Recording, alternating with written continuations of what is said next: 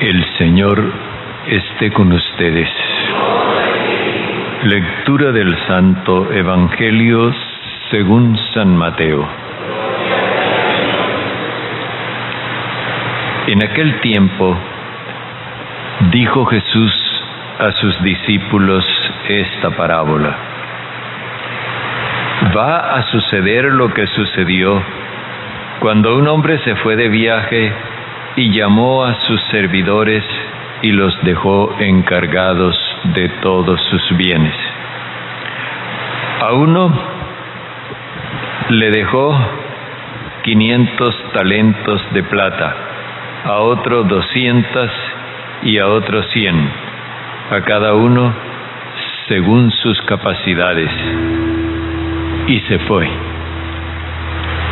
El que había recibido 500 fue enseguida y empezó a negociar con ellas y ganó otras 500. De igual manera, el que había recibido 200 ganó otras 200. Pero el que había recibido 100 hizo un hoyo en la tierra y enterró la plata de su señor. Al cabo de mucho tiempo regresó el señor y les pidió cuentas a sus servidores. Se acercó el que había recibido 500 libras de plata y le presentó otras 500 y le dijo: Señor, 500 libras me dejaste, mira, aquí gané otras 500. El Señor le dijo: Muy bien, servidor bueno y fiel, como fuiste fiel en lo poco, te confiaré lo mucho. Siéntate a la mesa con tu Señor. Luego se acercó el que había recibido 200 libras y dijo: Señor, 200 libras me dejaste, mira, gané otras 200. El Señor le dijo: Muy bien, servidor bueno y fiel, como fuiste fiel en lo poco, te confiaré lo mucho. Siéntate a la mesa con tu Señor. Finalmente se acercó el que había recibido 100 libras y le dijo: Señor, yo sé que tú eres exigente, que cosechas donde no sembraste y cobras lo que no invertiste. Tuve miedo y me fui y escondí la plata bajo tierra. Aquí está tu plata. El Señor le respondió: Servidor malo y perezoso, ¿sabías que cosecho donde no sembré y cobro donde no invertí? Pues debías haber puesto mi plata en el banco para que al regresar me la devolvieras con la ganancia. Quítenle pues las 100 libras y dénselas al que tiene 1000, porque al que tiene se le dará y tendrá de sobra, pero al que no tiene le quitarán hasta lo que tiene. Y a ese servidor inútil échenlo fuera a las tinieblas. Allí será el llanto y el rechinar de dientes. Palabra del Señor.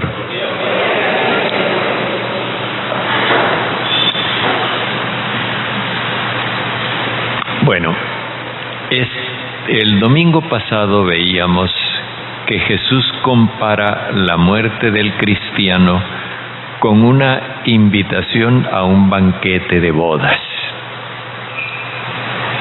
y que ese enfoque nos hacía mirar la muerte desde la perspectiva de la fe. Ahora compara la muerte del cristiano con la rendición de cuentas de una cantidad de dinero que se le dio, que se le consignó, y él debe dar cuentas de lo que hizo con ese dinero. No se le está pidiendo participación alguna, sino que rinda cuentas, no más. Se trata de, como diríamos en el lenguaje moderno, establecer los estados financieros. Y aquí la muerte se enfoca desde la perspectiva de la esperanza. La esperanza no es una espera pasiva de brazos cruzados, es una espera activa en la que nosotros nos sentimos responsables de hacer algo. Lo que la parábola nos muestra es que, bueno, aquí habla de libras y eso me confunde un poquito. Él presenta 5 talentos, 2 talentos y 1 talento. Pero, ¿qué es lo que entendemos por talento? En el lenguaje ordinario, para nosotros los talentos son las cualidades que tienen las personas. Fulana tiene talento para el canto, Darío tiene talento para la guitarra. Esos son cualidades personales. Pero aquí, cuando se nos habla de talento, se nos está hablando de capacidades que se nos han dado. No es algo innato nuestro, sino capacidades que se nos han regalado. Ese es otro cantar. Y lo presenta de una forma que vale la pena analizarlo. Dice, un señor se fue de viaje y después de que se fue, entonces llama a los servidores. ¿Cómo es eso? El evangelista escribe las cosas de una forma como queriéndonos poner a pensar. Se fue de viaje y llamó a sus servidores, a todos, pero después solo aparece pidiéndole cuentas a 3. ¿Cómo se entiende eso? Es muy sencillo. Hay que meterse en la técnica narrativa de aquella época. Cuando habla de que se fue de viaje, se refiere a la muerte de Jesús. Y luego Jesús resucitado llama a todos sus seguidores. Y todos esos seguidores están simbolizados en 3, que es el número de la totalidad homogénea. Así que no hay incongruencias.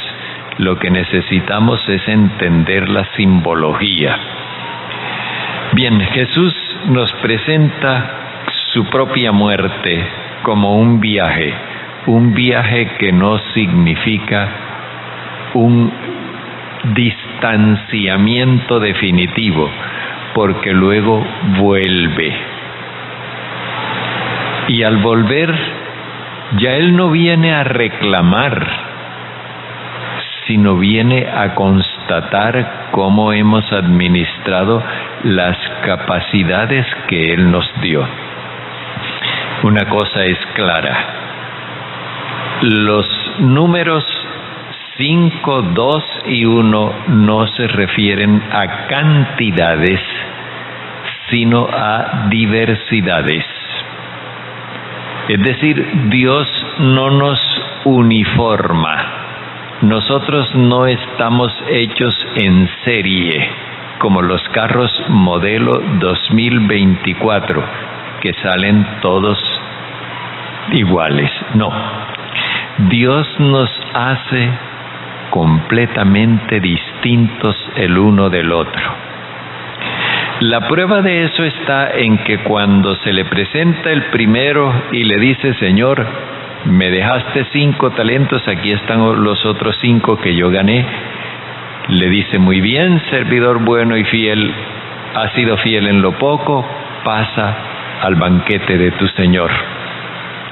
Cuando viene el de los 2, le da exactamente la misma respuesta: muy bien, servidor bueno y fiel, has sido fiel en lo poco, te confiaré lo mucho, pasa al banquete de tu Señor. La recompensa es la misma, porque lo que importa es el hecho de que se puso a producir la capacidad recibida. El otro, en cambio, sintió miedo. Ahora, cuando leíamos el Salmo, La respuesta del Salmo, dichoso el que teme al Señor. Yo pensaba, aquí es otra cosa que también necesitamos como aclarar. En la Biblia el verbo temer significa dos cosas. Puede ser sentir miedo, y como decía un padre de la iglesia, eso no hay que enseñárselo a uno. Uno ve una fiera y no tiene que esperar a que le den un curso de fierología para salir corriendo. No. Ese miedo es instintivo. En cambio, el verbo temer tiene otro sentido, que es el de respetar. Y el respeto sí hay que enseñarlo. Así que cuando se habla de temer al Señor no se refiere de sentir miedo o pánico porque Dios viene. Como escribieron una vez en una universidad aquí en Colombia, alguien puso un letrero que decía Cristo viene, y debajo escribió otro, corran. Ese miedo no es cristiano, eso no es nuestro. Lo nuestro es el respeto. Bien, aquí la pregunta es esta: ¿qué estamos haciendo nosotros con las capacidades que Dios nos ha dado? Comencemos por una cosa. ¿Hemos descubierto esas capacidades?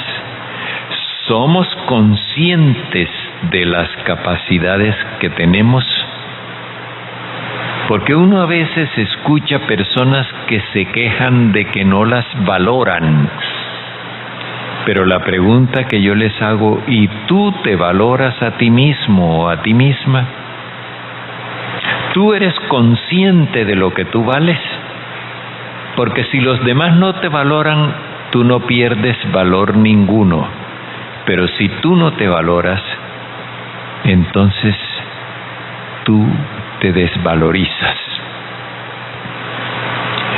Aquí está la cuestión, ¿por qué? No es porque Dios quiere que nosotros nos apreciemos, nos valoremos, nos sintamos ufanos y orgullosos de lo que yo soy. No. Es para que cada uno identifique la capacidad que tiene de darse a los demás. Justamente por el hecho de que nosotros no reconozcamos nuestros valores, nuestra valía, nuestros talentos, por ese hecho pasamos a veces por la vida sin darnos cuenta de todo lo que dejamos de dar y los vacíos que dejamos al partir. Cuando les hablaba al principio de que nosotros a veces justificamos la pobreza que hay en el mundo con razones ideológicas. No, es que son flojos. No, es que no les gusta trabajar. No, es que les gusta vivir de los demás. Es que prefieren mejor vivir atracando. Es que les sirve más robarse un celular aquí y venderlo allá. Esas son justificaciones ideológicas. Pero no nos damos cuenta. No significa que nosotros somos perversos, que somos malos. No. Significa otra cosa que es quizás más grave, que nosotros nos hemos dejado llevar de la inconsciencia y no hemos aprendido a pensar con pensamiento crítico. Tenemos la capacidad de ver, pero a veces no la ejercitamos. Tenemos la capacidad de escuchar y a veces simplemente oímos. Tenemos la capacidad de entender y casi que no la usamos. Fíjense ustedes lo que han hecho con nosotros en las redes sociales. Allí zumban las mentiras y los odios de un lado para otro, y uno ve gente que no ha ejercitado su capacidad de pensamiento crítico para no dejarse influenciar por esas mentiras y esos odios. ¿Dónde están los talentos que Dios nos confió? ¿Dónde está la inteligencia que Dios nos dio y la capacidad de discernimiento que Jesús nos da con el don de su Espíritu Santo? ¿Dónde está la agudeza mental que nos da el amor universal que nos infunde el Espíritu Santo? ¿Dónde está la bondad que Dios depositó en nuestros corazones y que nos hace mirar con simpatía y crear empatía con los que sufren? Señor, yo tuve miedo y lo enterré para que no se fueran a aprovechar de mí.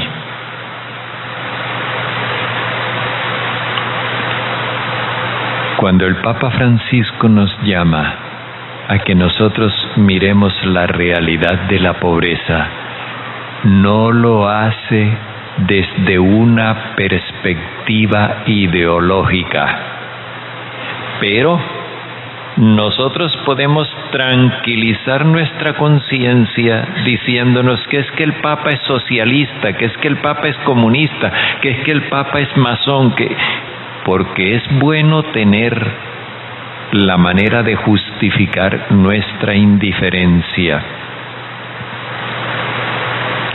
Nos ponemos una vacuna de indiferencia cuando decimos que el Papa es comunista, y entonces así no nos duele la pobreza y la miseria de los pobres. ¿Dónde están los talentos que el Señor nos confió?